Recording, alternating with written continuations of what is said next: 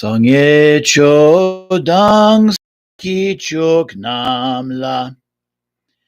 Jangcho bado dak ni kyap suchi.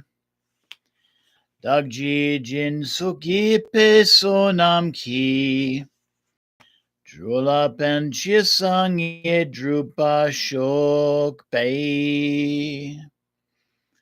In the Buddha, the Dharma, and the Supreme Sangha, until enlightenment, we take refuge in you. May we, through the merit of generosity and so forth, achieve Buddhahood for the benefit of all sentient beings. Pei. Welcome to Tridevi Chamunda Mandir in Denver, Colorado. This is Yamajit. Thank you so very much for joining me for day 20 of Tibetan Book of the Dead Sadhana. And I especially would like to say namaste to both Bryce and Kim, who are joining right now.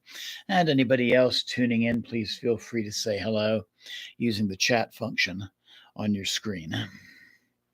So day 20 is entitled Characteristics of Existence in this Intermediate State. So I invite you to find a comfortable seated position, and namaste to Ali, who's joining right now. And I invite you to close your eyes and begin to breathe deeply.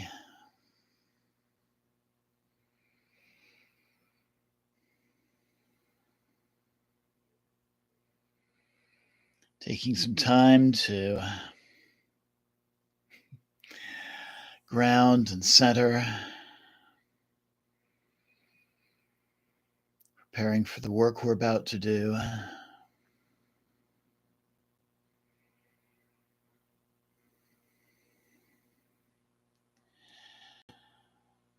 And as you relax, begin to envision the person for whom you're doing this sadhana for, seated across from you. And call their name silently 3 times.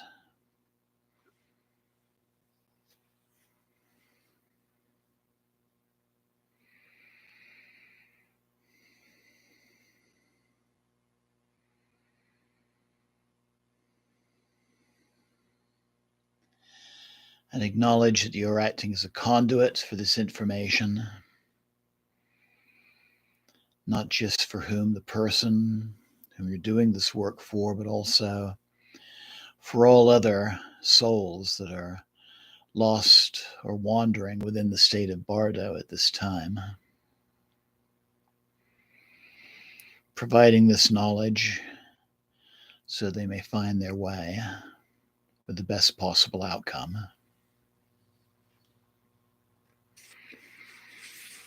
O nobly born, the possessor of that sort of body will see places familiar on the earth plane, and will see relatives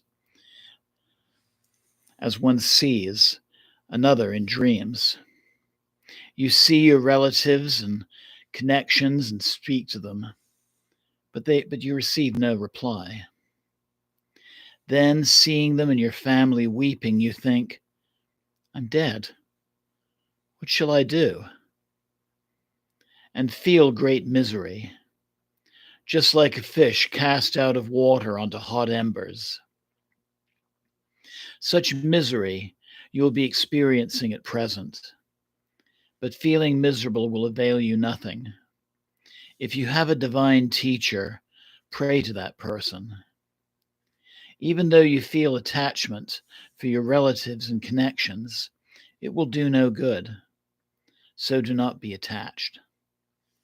Pray to your image of perfection. You shall not have sorrow or terror or awe.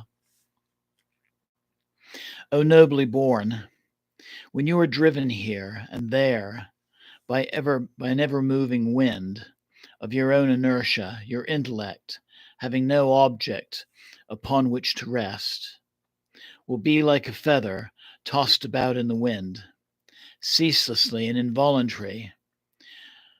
You will be wandering about. To all those who are weeping, say, Here I am, do not weep. But they do not hear you, as you think. I am dead. And again at the time, You will be feeling very miserable. Do not be miserable in this way.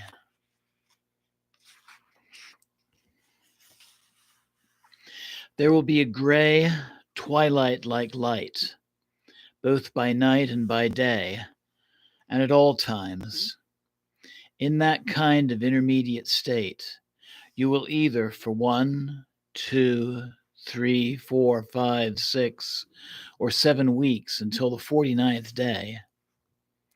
It has been said that ordinarily the miseries of this final phase are experienced for about 22 days.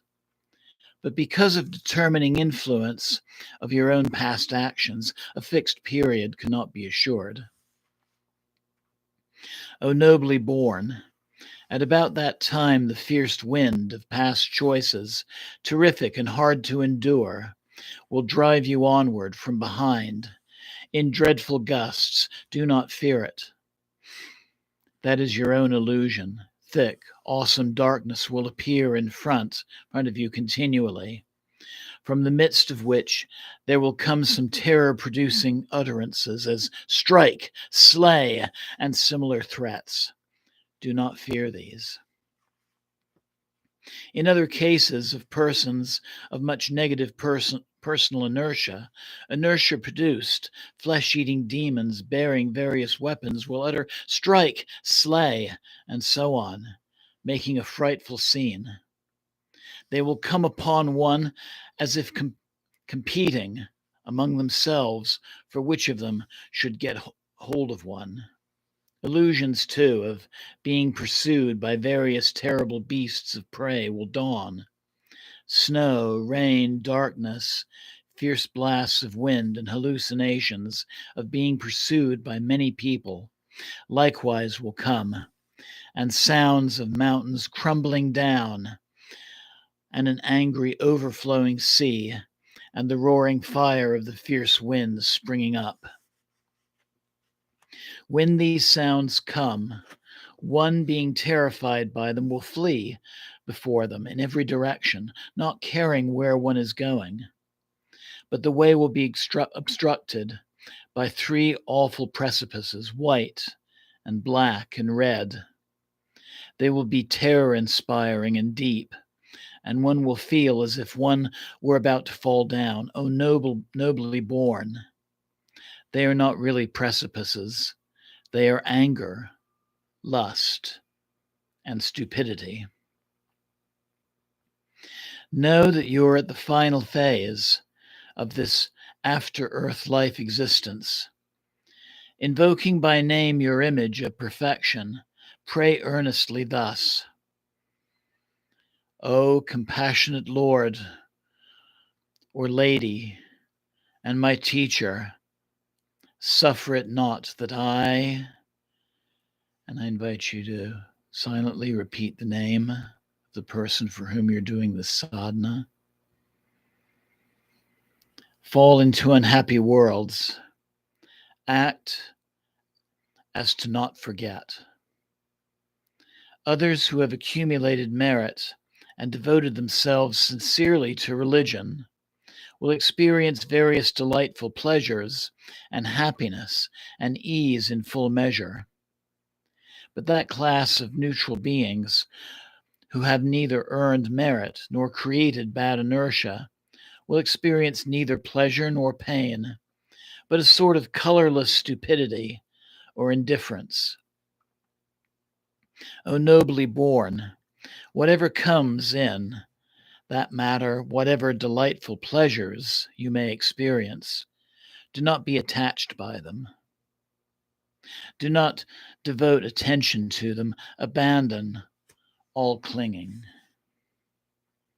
Even though you do not experience pleasure or pain, but only indifference, keep your intellect in the undistracted state, without thinking that you are meditating. If you think about meditating, then you can't be doing it. This is of vast importance. O nobly born at this time, at bridgeheads, in temples, in familiar places, you will rest for a while. but you will not be able to remain there very long. For your intellect has been separated from your earth plane body. Because this inability to loiter, you often will feel perturbed and vexed and panic stricken. At times, the knower within will dim, at times, fleeing and incoherent. Thereupon, this thought will occur to you: alas, I am dead, what shall I do? And because of such thought, the knower will become saddened and the heart chilled, and you will experience infinite misery of sorrow. Since you cannot rest in any one place and feel impelled to go on, do not think of various things, but allow the intellect to abide in its own unmodified state.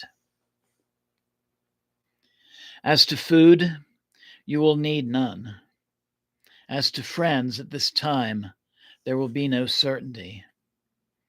These are the indications that you are wandering about in this final phase of the mental body. At this time, happiness and misery will depend upon your accumulation of good and bad past deeds. You will see your own home, the attendants, relatives, and the corpse, and think, now I am dead, what shall I do? And being oppressed with intense sorrows, the thoughts will occur to you, oh, what would I not give to possess a body? And so thinking, you will be wandering here and there, seeking a body. And even though you could enter your dead body 9 times over, owing to the long interval which is passed in this second phase, it will have been frozen if in winter, and decomposed if in summer, or otherwise your relatives will have cremated it, or interred it, or thrown it into water, or given it to the birds and beasts of prey. Whatever finding no place for you to enter, you will be dissatisfied and have the sensation of being squeezed into cracks and crevices amidst rocks and boulders. The experiencing of this sort of misery occurs in the intermediate state when seeking rebirth. Even though you seek a body, you will gain nothing but trouble. So put aside the desire for a body and permit your mind to abide in the state of resignation and stay within that state. Om Ahum. Om Ahum. Om Ahum Pe.